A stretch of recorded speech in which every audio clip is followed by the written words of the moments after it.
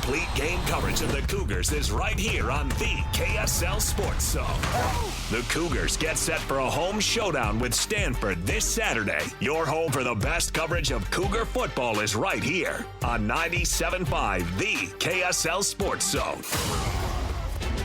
This is Hans Olsen and Scotty G, presented by Mountain Land Supply on 97.5, the KSL Sports Zone. Woo! Hans Olsen, Scott Gerard, 97.5, the KSL Sports Zone. It's your Cougar preview show. Every Wednesday, we do it from 1 to 3. Thursdays, it'll be your Ute preview show. Fridays, Football Friday with Alema Harrington and Ron McBride. Nobody breaks down the teams you're passionate about better than 97.5, the KSL Sports Zone. And nobody breaks down Cougar football better than this guy. He is the voice of the Cougars, Greg Wrubell, kind enough to join us. Greg, how are you? Hey, Greg. Hey, guys.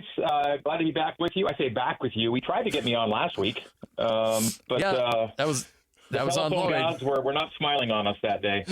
Yeah, Lloyd was being a bit temperamental. Has Lloyd apologized to you, Greg? We're not putting this on Lloyd. We are not putting this on Lloyd. Thanks, don't try to get me. Don't try to get me doing that. I'm not going to get on his bad side. There's no way. Well, you've been in this business long enough to know that sometimes those signals just don't work. Been there, done that. Yeah, I bet you've got some stories scrambling behind the scenes. I've got a few. Yeah. I've done enough things over the years to have had technological issues affect me every possible way you can on air and off. Oh, yeah. I would imagine. So what do you take away from a game in which obviously we expected BYU to win? They did. They won handily. But what are some things you can still take away even against a inferior level of competition? Well, yeah, you're supposed to win that game, right? So that's one thing. But, you know, it's kind of hard to always cover 43.5. Yeah. You know, and so when you clear that and do it by about 4 touchdowns, you've had a pretty good day. We've seen BYU and many other teams play these FCS games where you win, but you don't feel great about it. You know, you win, but you're sloppy. You win, but you turn it over. You win, but you get 14 penalties. You win, but barely. And so this was truly a take-care-of-business week for BYU, and tough to do it much better than 69-zip. I mean, they didn't, you know, they had one scoreless drive. And then they kind of made up for that by scoring on a blocked field goal for touchdown. So basically every time BYU could touch the football, they scored a touchdown with it. And so it was almost a perfect week. And yeah, there were 5 penalties that kind of came late, and also another thing too. And you know, once your 1s and 2s are done, and by the way, the 1s were done at halftime. Like at the halftime, their starters were done for the night. And in the second half, it wasn't just 2s and 3s; it was 3s and 4s. And to keep a shutout with the 3s and 4s going against anybody's starters, FCS or otherwise, it was a good job by BYU. We've seen a lot of games where you have a shutout at halftime, you're cruising. You empty the bench and you have some letdowns, and you get scored on, and the inexperience comes to the fore. But I thought really everyone who played really well, and the ones who were not in the game were visibly and audibly supporting their guys from start to finish. Hans brought this up on the broadcast, and a number of coaches did too. The crowd, which was 65,000, largest crowd in 16 years, there were very few people leaving. I mean, you're in the middle of the fourth quarter up 60+, and it was tough to find empty seats. And Hans spotted that and kind of called it out, you know, pretty accurately. It was a night where everyone was enjoying what they were seeing. What they were seeing was some really good football. Bear Bachmeier, for a true freshman, making his first start at that level, you know, really tough to find any holes in his game from Saturday night. So, yeah, I really just can't find a lot to take issue with at all with how that game went. So outside of Bear Bachmeier and his debut, take me through a name or two, offensively, defensively, that when we started to see depth, or maybe we saw them in their first start, a couple of guys that caught your eye that you're excited to see against Stanford and excited to see their career play out. Well, you noted this probably better than anybody, but Kyle Safarchuk played a lot of snaps. They really rotated those 6 offensive linemen for 5 spots back when the starters were still in. Cody Hagan, I thought, really jumped out. Cody is going to be a threat in the receiving game and in the return game. And we saw him, although he wasn't technically scoring as a receiver. It was the end around that he scored on, that little deception end around. He scored on a 57-yard run, and he's fast like Parker Kingston. They're both going to be return threats, really like what we saw from Cody.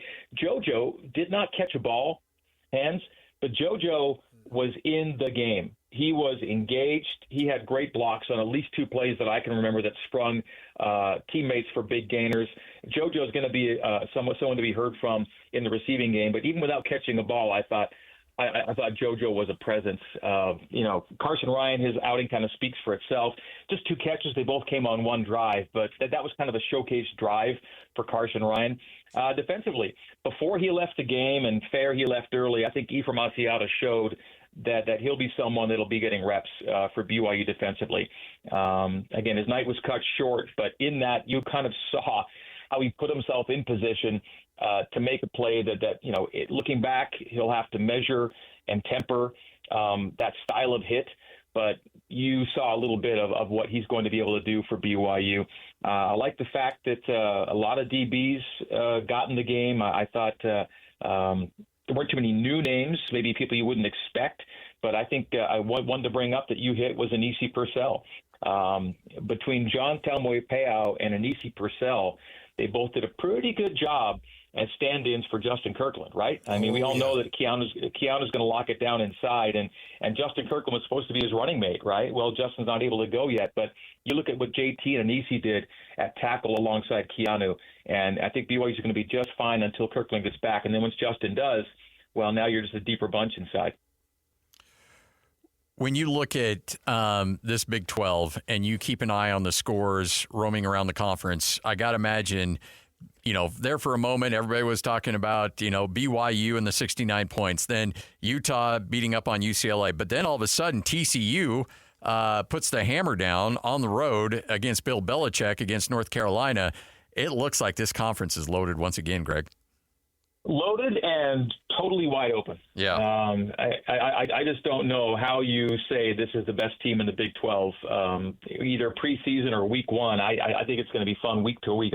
I think it's a compelling conference. And yes, I'm completely biased, and I'm going to be a shill for Brett Yormark in this league as long as I'm doing this job. But I think if you want good watching, good listening, and intrigue week to week, it's a fun league to be involved with, and I think week 1 kind of embodied that. And let's revisit this in a month or 2 and see if we still feel the same way. But I think a lot of teams are going to find themselves in the mix down the stretch, and we may be wearing out that tiebreaker page on the Big 12 website before too long. One thing that really stood out during the broadcast was your interception stat, Greg. Kind of walk us through that, and do you think that we're going to see a trend maybe kick back up? The stat of the 14 straight, that one? Yep. Yeah, so BYU, as we all know, led the nation in interceptions last year, 22 in 13 games, and this was their first game without a pick in 15 games. So their streak came into end that way. But I don't know how much you can really read from that. Portland State, not a ton of threat anywhere that night, and so I think once you start getting into real football against more traditional teams that can pose traditional threats, we may want to revisit this, because we only saw 20 balls put in the air by Portland State on Saturday night. They were content to run it, get hit, and punt a couple plays later. So I don't know. There's a lot to take. I think the same cast of characters that accounted for a lot of those picks last year are back, minus a couple, and I don't see why BYU and Jay Hill's defense won't be doing a lot of the same things they did last year. I did find it interesting, Hans and Scotty, to hear Frank Reich compare Jay Hill's defense to an NFL defense, not style, right? Yeah. An NFL type defense with how they do things, and so I thought that was a real compliment to Jay and what he likes to do. All right, so this is me asking you a broadcaster question. So when you're sitting on a stat like that, and the team's got 14 straight interceptions in games, did you get that on the air, and then, or do you sit on that until that streak is either extended or broken in hopes of not jinxing it? Well, you must already know I don't believe in broadcaster jinxes. All right, I just don't. I don't, and I can't, and I won't. Attaboy. That said, I forget when it came up, or if it was post game, or I really kind of forget because I didn't think of it as a huge deal. Like it wasn't a major storyline. It was kind of a cool number. Yeah. They had one every game last year, but because of the way the game was going, I really wasn't stressing it or sweating it or like they got to get this. It just kind of was just another number that night. If it was maybe something different. I don't know, like, let's say a guy's got a 100-yard streak of rushing games going and he's sitting at 96 and they take him out leading by 25, that's something I might make a little more of an issue of, that kind of thing. But I really, as far as the jinx thing, I mean, I've shared way too many stats online, on air over the years to ever think that any of them have any impact on anything that's happening on the field. I mean, because if I say something has happened for 17 straight games and it happens again, well, did I help it happen again? No, it's the same way if I didn't hurt it if it doesn't happen again. It's just a number, it's just a stat, it's just facts, it's info. It doesn't mean anything to the outcome of the game. I find it interesting. I find it entertaining. I find stats illustrative and sometimes really compelling and intriguing, but I never think that anything statistically that I share is going to have any kind of an impact. And it's always coincidental. If something does or doesn't happen after we've said something, it's always complete coincidence and never a result of the broadcaster. Now, we'll say this. If you're a baseball team, I was just bringing up baseball and no hitters. That's exactly where I was going to go. Okay. If you're a baseball team, all right, and your guy is throwing a no-hitter, yep. If you guys in the dugout want to ignore him, absolutely, by all means, you do it. In the dugout, do whatever you want. On the field of play, you've got superstitions, carry him out. But by no means am I compelled in the booth to ignore the fact that a guy's got a no-hitter going. And if I say he's got a no-hitter going and it doesn't happen, it's not my fault. I love it. I love it. One number you did share on Twitter earlier today was BYU rushing stat that goes back to the 1970s. Oh, yeah. Yeah. Okay. Hit me with it. I believe it was games over 300 yards rushing since 1970. They're undefeated. Very close. 1972. So I start with Lavell's first year, right? Okay. So that's when kind of the quote unquote modern era of BYU football starts. So we're going to go with Lavelle in 1972. Yeah. Saturday being the most recent game, when BYU runs for 300 or more yards, they're undefeated, okay? Which is kind of cool when you think about this is a stat that's gone 50-plus years now. But the flip side, of course, being it's hard to get 300 yards rushing, okay? It doesn't happen a lot. Now I know that, the academy teams are doing it all the time and losing games. Like Air Force could run for 335 and lose a game. I'm sure that's happened a bunch of times. But for teams like BYU, a number that big doesn't happen too often. But when it does, it's a lock. Now, granted, a lot of these games have come against teams like, Portland State is overmatched. But by the same token, you guys all remember what BYU's single-game rushing record is, right? It came against Texas. It was 550 against Texas. So that's the other thing about it. It's crazy.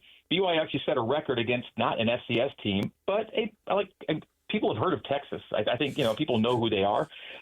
So to have done that against Texas remains one of the wildest and craziest stats of college football of the last number of decades. I think it's just insane what they did that night. Was that the rain game in Lavelle Edwards, or was that the one in Austin?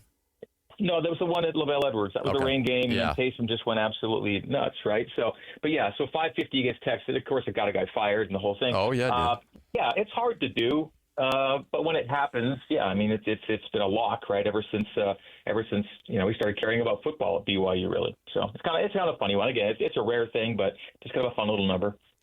What is it that you think gave Bear Bachmeier the edge and the confidence from the coaching staff to say, we're going to trust the early part of the season with the true freshman?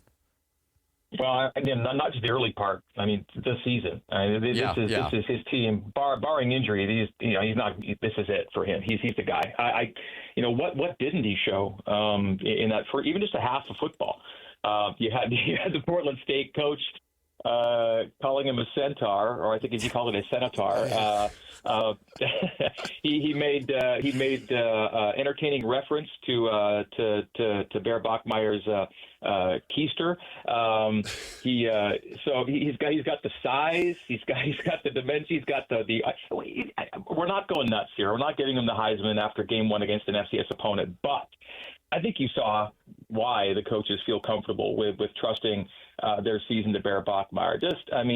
Look the part, right? Let's see what we say after a few weeks of FBS and P4 football. But this was something that I thought looked pretty well founded in terms of how their decision was made. Hanskett, I'm sure he's already talked much about it this week, but the guy looked really comfortable for a guy taking his first snaps at this level.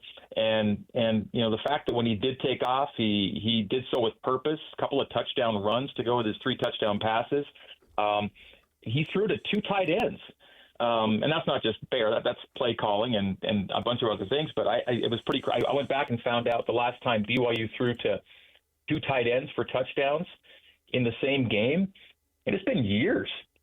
It's been a long time since 2 different guys at the tight end spot caught touchdowns in the same game. You got to go back 6 years for that. Wow. That was kind of cool that he spotted his tight ends that way. So, I think we saw all the things the coaches liked about him. He took care of the football. He had some explosives. He ran it well. He's a load. He's just, looks the part, right? I want to play Greg's call of the game because one of the tight ends he's talking about is Noah Moyaki. So Noah hits a crossing route the back of the end zone, and I said, Noah Moyaki with a crossing route, and Greg says, Bear finds Noah's Ark in the back of the end zone. It was phenomenal. It was one of your best calls I've ever heard. Well, I don't know. What I was trying to do was make reference to his route, and I said Noah's Ark took him to the back of the end zone, the arc of his route, right? So the arc of his that's what I was going for. Anyway, well, I'm glad you liked it, Hans. It's entertaining to me, Greg. Wait a minute. So you're saying you hit that on accident? No, I did it purposefully. Okay. What I was doing was describing the arc of his route, meaning the arc, like a geometric arc. Yeah. ARC. Right. So I did the ARC thing, but of course, when you say arc with Noah, of course, you're going for the play on words there. I'm nothing if not punny, and so here's the thing. Paul James used to tell me, he said, puns are the vilest form of humor. All right. So he tried to dissuade me from using puns, but I will not be dissuaded. Somehow it's an addiction that I just can't kick. And if there's a pun out there to be made, I'm probably going to try and make it for better or worse. But as long as I can make Hans chuckle occasionally, then I've done my job, and I'll keep doing it for him if no one else. That's 95% of what I try to accomplish on this show. If I get a laugh out of Hans, I'm like, all right, mission accomplished. I've done my work. Again, Paul James was the best of mentors, and I learned a lot from him, but he did not suffer puns lightly, and so it was just not his thing, but I'm okay with it. And so that's one of the things I didn't take from Paul.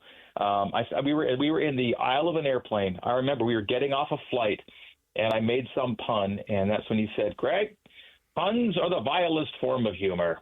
And I crawled into a little shell and didn't speak for the rest of the day. But other than that, yeah. Oh, I love it. Well, partner, we'll see you at 6 o'clock, 6:30, 40-ish on Saturday. Excited for a late kick, nice 8 o'clock kick. I still have Swatchos playing through my mind, so I'm still expecting some type of post celebration, but excited for this late kick. Do I get to give my my late kick numbers again? Yes, please do. BYU in its last 33 night games is 29-4. In their last 19 home games at night, they're 16-3. So 29-4 in night games anywhere, 16-3 in night games at home. So they've got that going for them, which is nice. So is a night game a certain time, or is it actually when the sun sets that you classify it as a night game? I go. My personal standard is 5 p.m. local time or later for a kickoff. All right. Okay. Because when you're kicking at 5, it means you're going to end 8 or 8:30. By then, half the game's been at night, if you will. If you go at 4, it still feels afternoon to me. And the game could end with the sun up at 7 o'clock, depending on the time of year. So I like 5 o'clock as a barometer for myself. So I think I've done these. It's either 5 or 6. I think depending on who makes the note. But my note personally is 5 p.m. That's where I go. So, are you okay with that? You endorse that? No, Scotty, I totally endorse it. I just love I love hearing you geek out a little bit because I want to get the method behind the madness, so to speak. And so, I was purposely taking you down that path, and that's about as great of an explanation as you can get right there. Yeah. Okay. So for me, it's 5 o'clock. All right. Kickoff. I have not heard Stanford. Now, Portland State, there was a big deal. Like every seat sold, it was jam-packed. It's a sellout for Stanford because, got to imagine, this environment's going to play a big part in this game, too. I think right now the first 4 games are already sold out. Good. And that means, that now takes you into mid-November because then TCU's coming in November 15th and UCF November 29th. And there may just be a handful left for those games. So, we're going to be looking at sellouts all year, I think. The number's going to vary because last week's attendance number was still 2,000 over capacity. So crazy. They're counting everyone that can get in. That's how you get the biggest crowd in 16 years, what they had last week. So, there's no better place to watch a football game, and especially at night. And I'm already looking forward to Saturday night to see Hands up there and do our thing again. And I know you tried to say goodbye to me 90 seconds ago, but here I am still chatting with you. Time flies, though, with you guys. It's always fun, and as it does with Hands as well. I look forward to a nice long late night with the big man. We'll be on the air till the wee hours on Sunday morning. My guy's not quite as big, though. He's svelte. He's trim, like he was always looked like he was chiseled out of granite, but now it's even more so. So I know, but when I get a hug from him, it's still it's an experience. No, so he's big enough. I just know there's going to be a call and there's going to be a big moment, and then he's just going to lift you above his head and do just a quick squat. It's only a matter of time. Yep. He could do it. You're the best, Greg. Thanks so much. Thanks, Greg. Anytime, guys. Thanks. There he is, Greg Wrubell, voice of the Cougars.